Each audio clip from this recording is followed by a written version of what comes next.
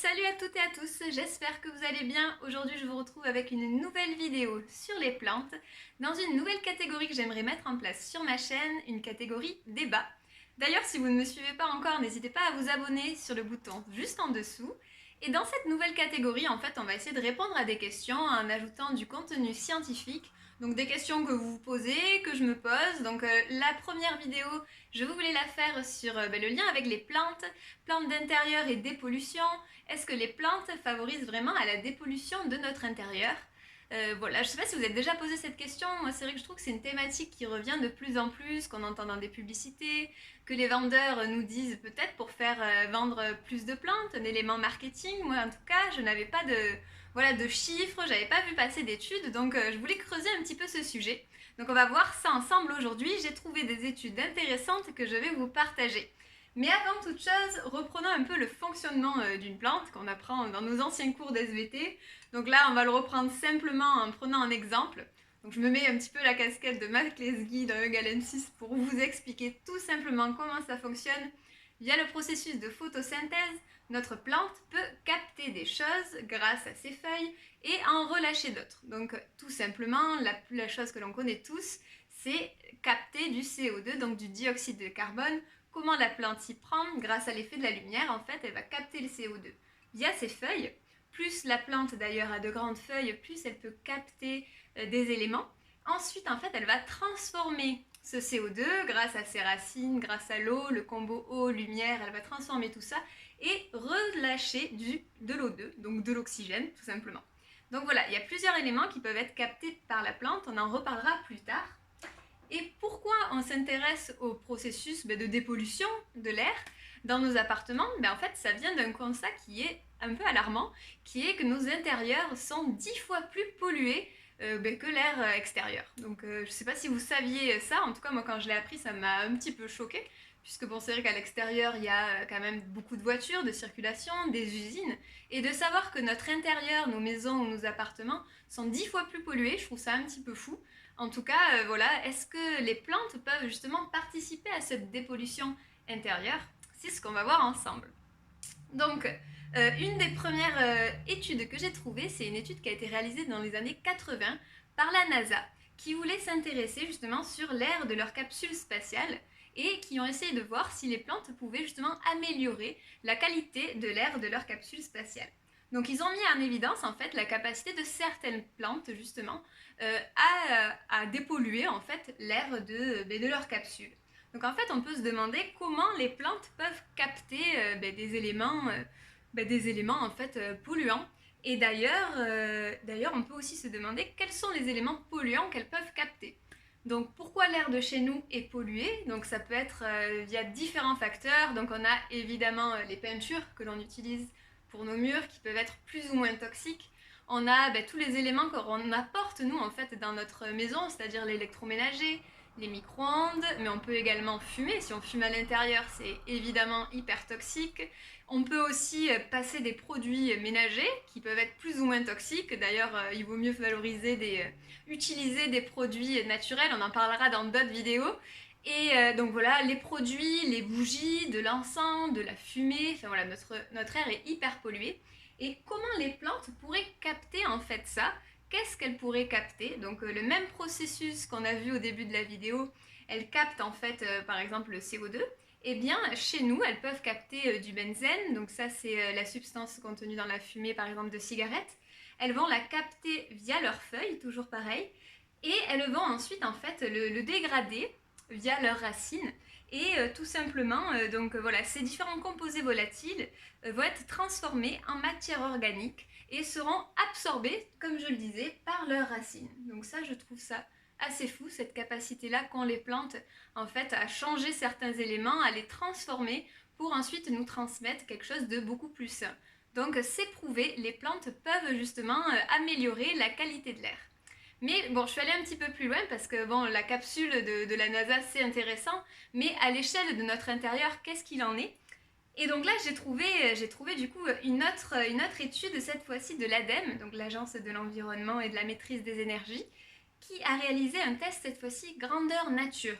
Donc elle a pris, en fait, à l'échelle d'un appartement, d'une pièce de 30 mètres carrés, elle y a mis plusieurs plantes comme ça qui ont des effets dépolluants.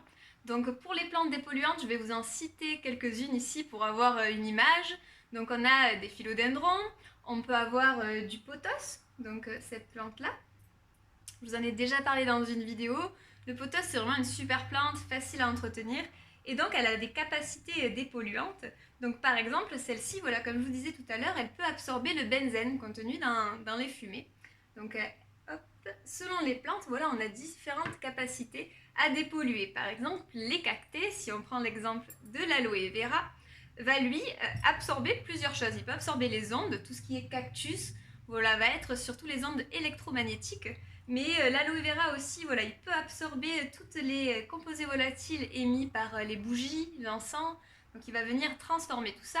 Voilà, on a beaucoup de plantes différentes. Je ne vais pas toutes les citer ici, mais je vous ferai peut-être une vidéo sur ce sujet en vous prenant les exemples des plantes de chez moi et qu'est-ce qu'elles permettent comme ça de filtrer, quelles toxines elles peuvent justement avoir la capacité à régénérer, etc. Donc ça, si ça vous intéresse, je vous ferai une autre vidéo dessus. Mais pour reprendre l'étude de l'ADEME, donc voilà, elle a pris une pièce de 30 mètres carrés dans lesquelles elle a mis plusieurs plantes et elle a observé justement la qualité de l'air. Et donc avec ces différents tests-là, elle s'est rendue compte que l'impact au final n'était pas significatif. Alors pourquoi ? C'est en fait que le nombre de plantes n'était pas suffisant pour dépolluer véritablement l'air de cette pièce de 30 mètres carrés. Il en est ressorti un chiffre intéressant de cette étude, c'est en fait qu'il faudrait 2,4 plantes par mètre carré précisément pour pouvoir dépolluer totalement l'air de la maison. Donc je ne sais pas si vous vous rendez compte, ça fait quand même beaucoup. Là je vais remettre le rôle de Maglès Guy, j'ai fait un petit calcul pour justement vous donner une image. Il faudrait en fait pour un appart de 50 mètres carrés avoir plus de 120 plantes. Donc 120 plantes, c'est assez énorme, donc il faudrait voilà, ce quota-là pour véritablement dépolluer l'air de votre appartement totalement grâce aux plantes.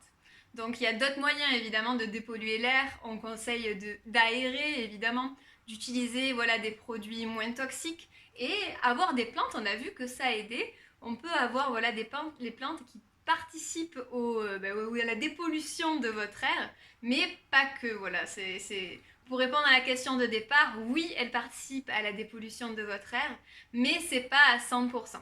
Donc voilà, vous allez me dire, ah ben tu réponds oui, mais oui, il y a souvent des mais du coup, en plus de la capacité de dépollution, je suis allée un petit peu plus loin et j'ai vu en fait qu'il y avait d'autres bienfaits apportés par les plantes. Et je vais vous le prouver avec les différentes études que j'ai trouvées. Alors on en a une qui a été menée en 2008 par Brinkley-Mark auprès de 385 employés de bureaux norvégiens. Donc d'où le nom compliqué de Brinkley-Mark à prononcer. Désolée d'avoir un peu ébréché son nom. Donc en fait, ils ont mené une étude voilà, auprès de leurs salariés avant et après. Et donc ils ont amené des plantes dans leur espace de travail et ils se sont rendus compte en fait de l'augmentation de la productivité des employés une fois les plantes arrivées au bureau.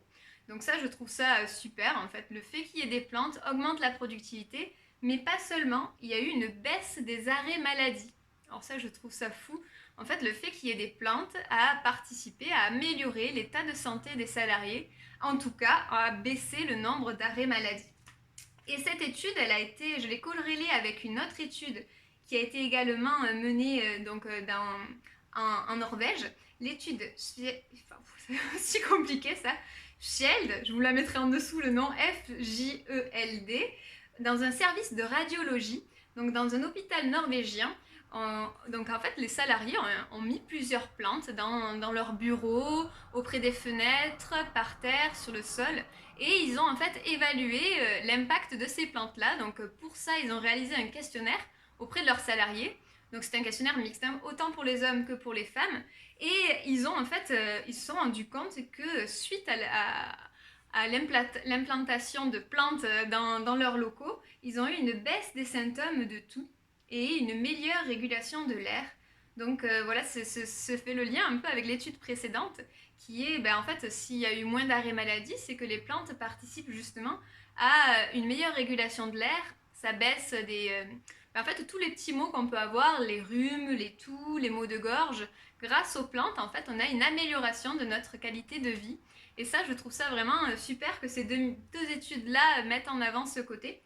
Et donc d'ailleurs, en plus de l'état de santé, on peut avoir de nombreux effets bénéfiques apportés par les plantes donc pour notre qualité de vie. Donc là, il y a une étude qui a été réalisée par Kaplan Den Kaplan sur le bien-être et la détente. Et en fait, le fait de venir s'occuper des plantes améliore en fait notre qualité de vie. Le fait de venir aussi gratter auprès de la terre, s'en occuper, en fait, ça réduirait le stress. Ça nous rattacherait en quelque sorte à la terre et ça nous ferait oublier nos préoccupations. Donc voilà, ça a de véritables effets sur la santé, le bien-être. Donc à la fois les plantes, on a vu qu'elles avaient une capacité à dépolluer l'air de chez nous via leur effet de capter justement les substances toxiques grâce à leurs feuilles et leurs racines. Mais en plus, voilà, elles avaient tout un côté amélioration de la santé, amélioration de notre productivité également, réduction du stress. Donc en fait, avoir des plantes autour de soi, ce n'est que bénéfique. Donc voilà, je voulais vous partager tout ça, parce que moi j'adore les plantes, j'en ai autour de moi, et du coup j'ai appris plein de choses en cherchant ces études. Donc j'espère que ça vous aura plu. N'hésitez pas à me dire en commentaire, on peut également continuer le débat en commentaire, ces vidéos sont faites pour ça. Donc voilà, n'hésitez pas à me dire. En tout cas, je vous souhaite une très belle journée et je vous dis à bientôt.